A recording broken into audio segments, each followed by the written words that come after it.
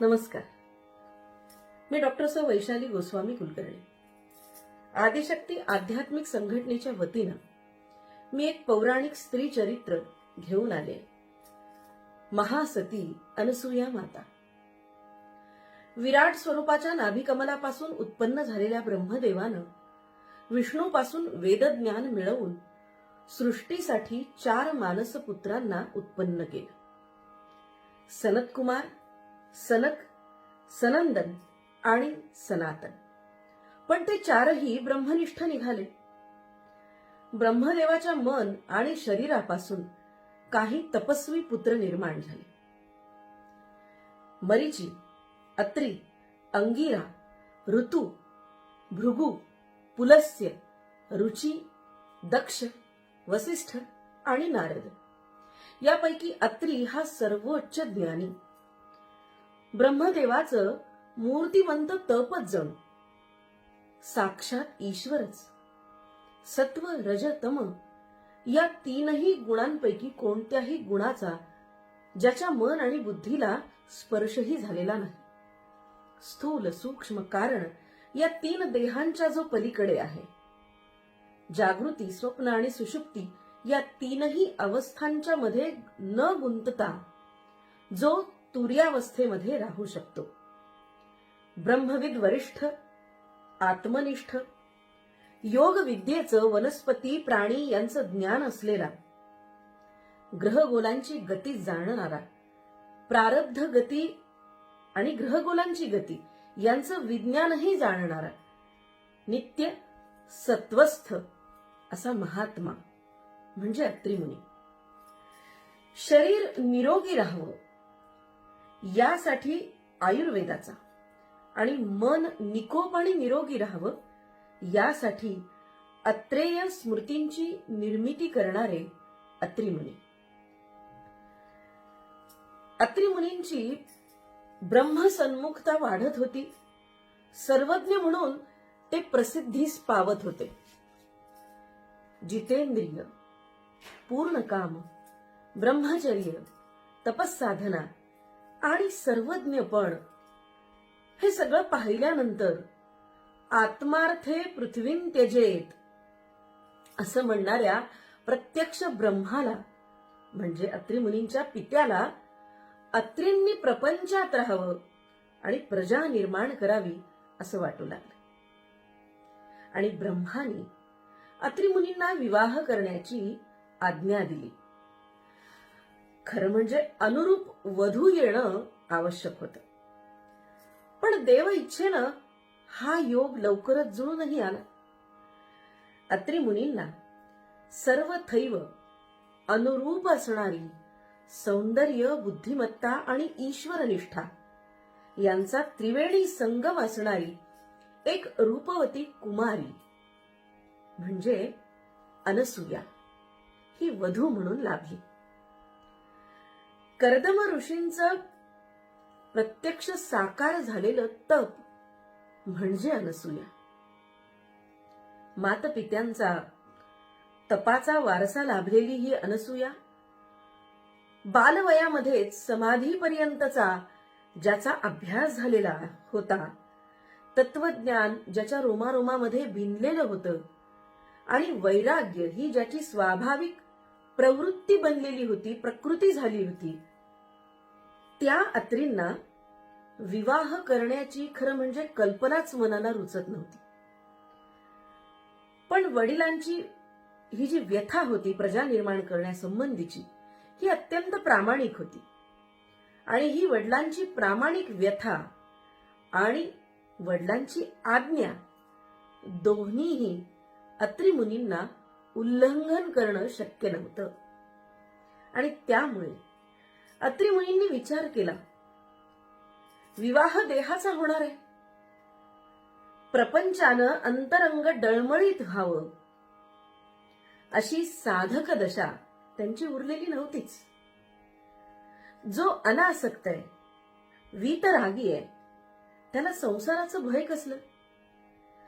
अनपेक्ष सुचिर दक्ष असे असणारे अत्री मुनी अनसूयेशी विवाहबद्ध झाले आणि गृहस्थाश्रमी बनले.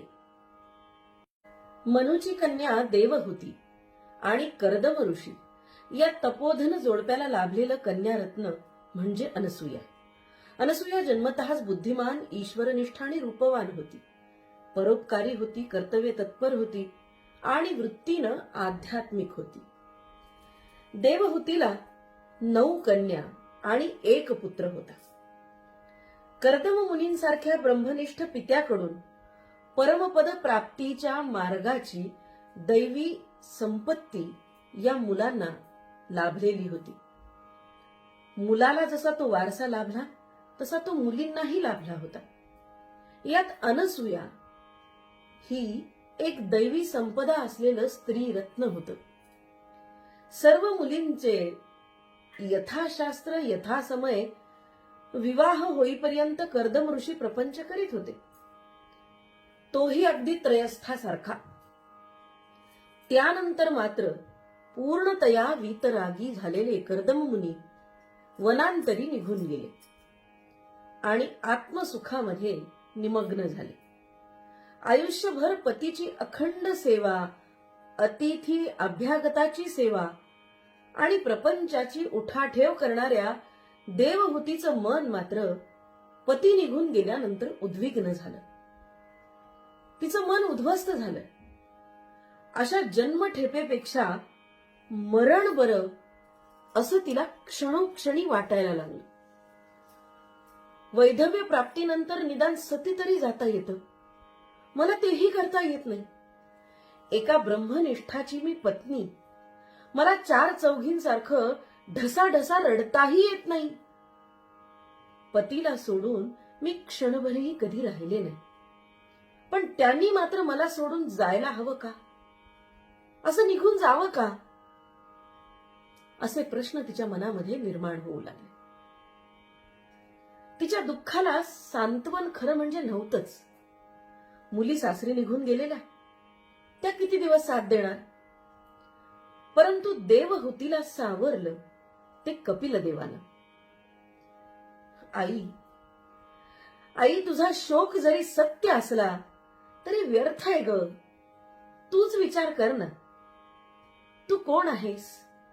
तू कुठून आलीस? जन्मापूर्वी तू देवहूतीच होतीस का? मरणानंतर तू देवहूतीच राहणार आहेस का? सार जन्म मरणाचं प्रकृती पुरुषाचं तत्व स्वरूप कपिलांनी म्हणजे पुत्रांनी, कपिल मुनींनी आपल्या आईला उलगडून विवरून सांगितलं. देवहूतीचा पुत्र कपिल हाच तिचा गुरु झाला. पण हा जो माय लेकरांचा संवाद झाला गुरु शिष्य रूपानं, हा संवाद गुरु शिष्य संवाद ठरला तो एका शक्तीच्या साक्षीनं. आईला भेटायला म्हणून आलेल्या माहेरवाशीण अनसूयेच्या साक्षीनं. आईचं शोकपूर्ण बोलणं, तिचे ते प्रश्न पुन्हा पुन्हा उपस्थित होऊ लागलेले तिने ऐकले. तेव्हा आईच्या प्रेमापोटी अनसूयेच्या डोळ्यामध्ये करुणाश्रू दाटत असत. एकदा आई असंच म्हणत होती की तुझ्या तातनी असं करावं का? त्यांनी निघून जावं का मला सोडून? आणि आईच्या प्रेमापोटी अनसूयेचे डोळे भरून आले. ती म्हणाली, आई, अगं वियोगाचं दुःख तर आम्हालाही आहे. तुझं तीव्र दुःख मी पूर्ण जाणते. पण आई, निदान इथून पुढे तरी तू दुःखी राहता कामा नये. म्हणजे ते कसं शक्य आहे? देवहूती म्हणाली. आणि यावर अनसूया म्हणाली, आई, मला सांग, हे दुःख तुला आहे की मनाला आहे तुझ्या? पदार्थ, परिस्थिती आणि व्यक्ती यांच्यावरच मनाचं सुख आणि मनाचं दुःख अवलंबून नाही का? अगं तुझं दुःख तात तुला आपल्याला सोडून गेले त्याच्यानंतरची ही केवळ एक प्रतिक्रिया आहे. तात इथं होते तेव्हाही तुझ्या मनाच्या कोणत्या ना कोणत्या प्रतिक्रिया चालू होत्याच. हे मन क्रिया तरी करत असतं किंवा प्रतिक्रिया तरी करत असतं. पण हे मनच जर क्रिया प्रतिक्रिया शून्य तटस्थ झालं तर? यावर देवहूती क्रोधानं म्हणाली, गप्प बस, मला काही सांगू नकोस आणि असं शिकवू नकोस. ज्याचं दुःख त्यालाच कळतं, तुला काय त्याचं? तू तुझ्या घरी नवऱ्याबरोबर अगदी आनंदात आहेस आणि मला सांगतेस का? मग मात्र अनसूया म्हणाली, हो हो आई, खरंच मी पूर्ण आनंदात आहे.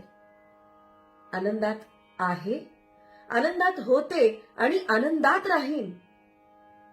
आई, खरं सांगू, खरं म्हणजे तुला मी हे कधी बोलले नाही, पण माझ्या आणि तुझ्या स्थितीमध्ये सूतभर सुद्धा फरक नाही ग.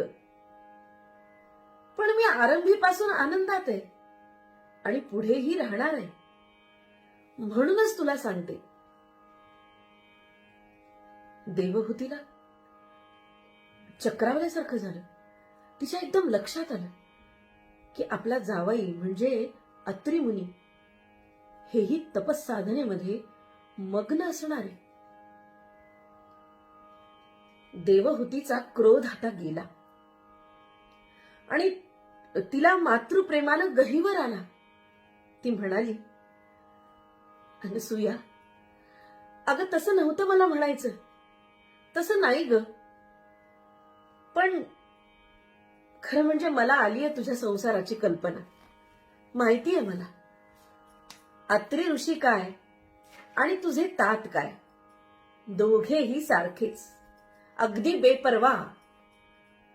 पण मग अशा माणसांनी लग्नच करू नये. अनसूयेनं देवहूतीच्या तोंडावर हात ठेवला आणि ती म्हणाली, आई आई, अगं असं बोलू नकोस. अगं असे तात लाभणं हे माझ्या जन्मोजन्मीच्या सुकृताचं फळ आहे. पुनरपि जननम पुनरपि मरणम या चक्रामध्ये आपला जीव देहबुद्धीच्या पिंजऱ्यामध्ये कोंडलेला जणू एक पक्षी आहे.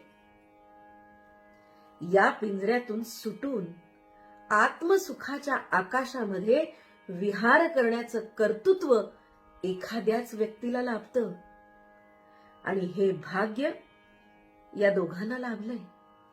आई आई, अगं विचार कर, आपण त्यांच्यासारखे कधी होणार? व्हायला हवं आई, आई, त्यांच्यासारखं व्हायला हवं. देवहूती शांतपणे ऐकत होती आणि देवहूतीचा शोक संपला. कपिल मुनींनी म्हणजे पुत्राच्याच दिलेल्या साधन मार्गाने जाणारी ती एक मुमुक्षू बनली.